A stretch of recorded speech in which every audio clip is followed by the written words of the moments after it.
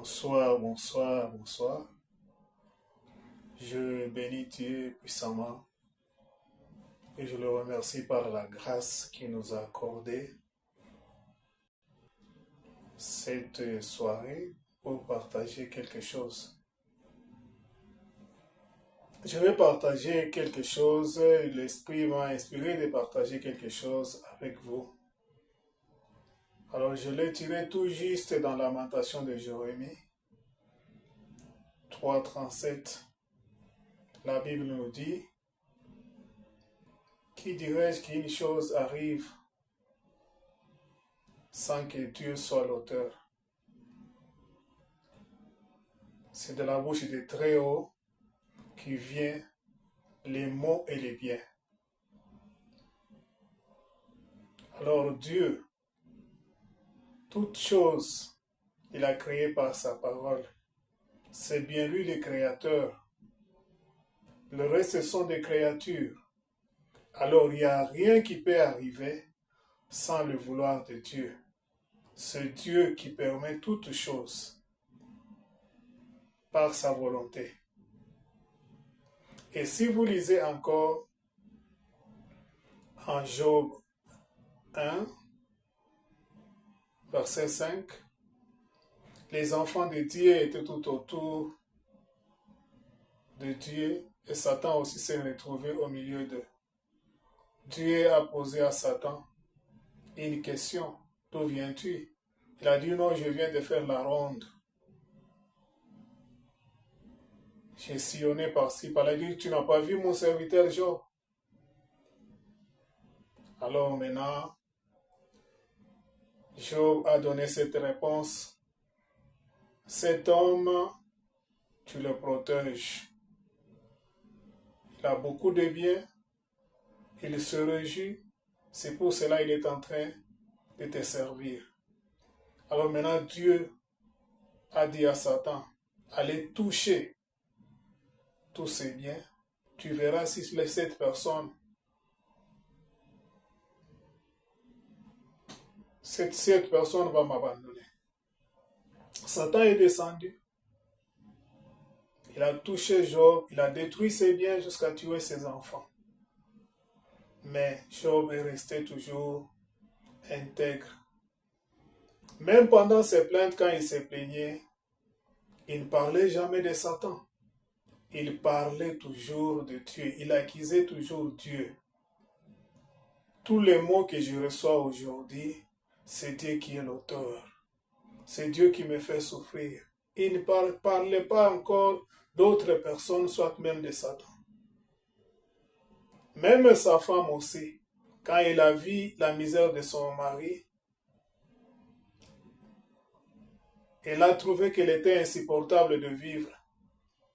Elle a dit à son mari: maudit Dieu et tu meurs. Job a traité cette femme de l'insensé, que je suis né nu et je rentrerai encore nu.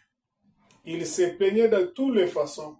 Il accusait toujours Dieu. Même si vous rentrez encore dans la lamentation de Jérémie, il parlait aussi de sa misère. Il parlait toujours: Dieu qui m'a fait passer dans le ténèbre. Ce Dieu qui me fait souffrir. Même ses espérances, il les gardait toujours en Dieu. Je dis ça pour les enfants de Dieu.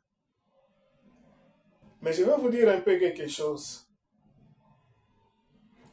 La Bible nous dit: n'ajoute pas ta foi. 1 Jean 4. N'ajoute pas ta foi à tout esprit. Parce que tous les esprits qui sont dans ce monde ne sont pas tous les esprits de Dieu. Il y a l'esprit d'Antéchrist. Il y a l'esprit d'Antéchrist. L'Antéchrist a une mission. Lui jamais ne te dira la vérité, il te présente la réalité de ce monde. Parce que lui-même, il est de ce monde, il aime ce monde ici. Alors sa mission, c'est de tourner les enfants de Dieu. Au lieu de les montrer le royaume du ciel, il les montre le monde. Parce que dans le monde, il n'y a pas la vérité, il y a la réalité. La vérité, c'est la parole de Dieu.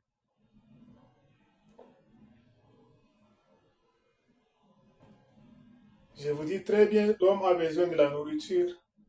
Mais la parole de Dieu nous dit que l'homme ne vivra pas seulement de la nourriture, mais de toute parole qui sort dans la bouche de Dieu. C'est ça la vérité. Alors maintenant, si vous lisez aussi encore Jean 15, Jésus parle de ça, qui ne vous écoutera, il écoutera vos paroles.